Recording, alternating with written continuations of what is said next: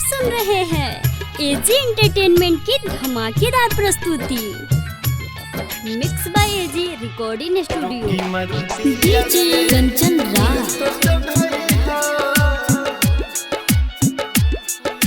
New Chowk Chausima Vaishali.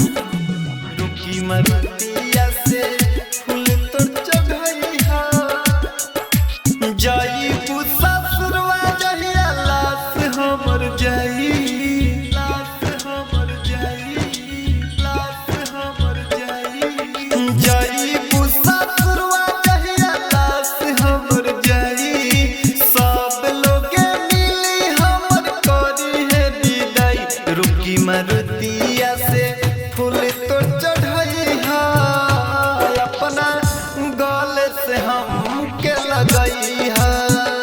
रुकी मरुतिया से फूल तो चढ़ाई है, अपना गले से हम के लगई है। रुकी मरुतिया से।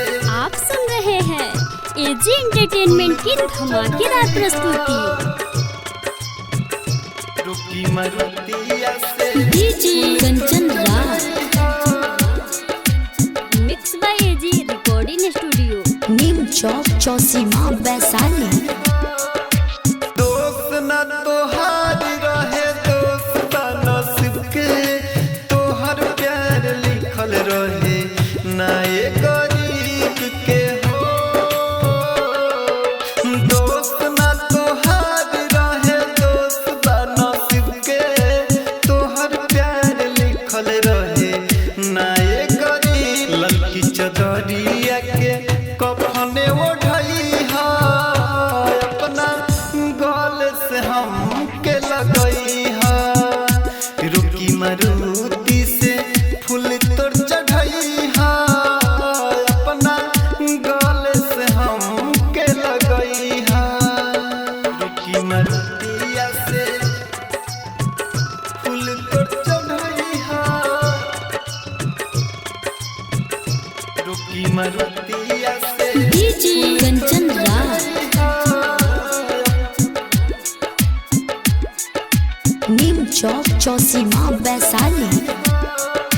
नहीं हर अपना मिले माई बाप से तू अइहा, गुजरल कहानी राइटर मंटू से बतइहा।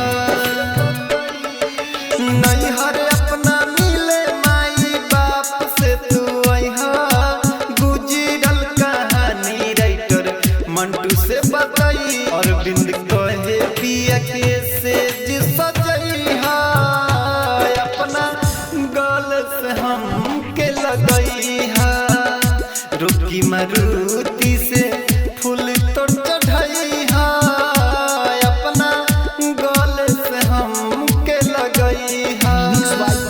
एजी रिकॉर्डिंग स्टूडियो, रोशनपुर सपहा।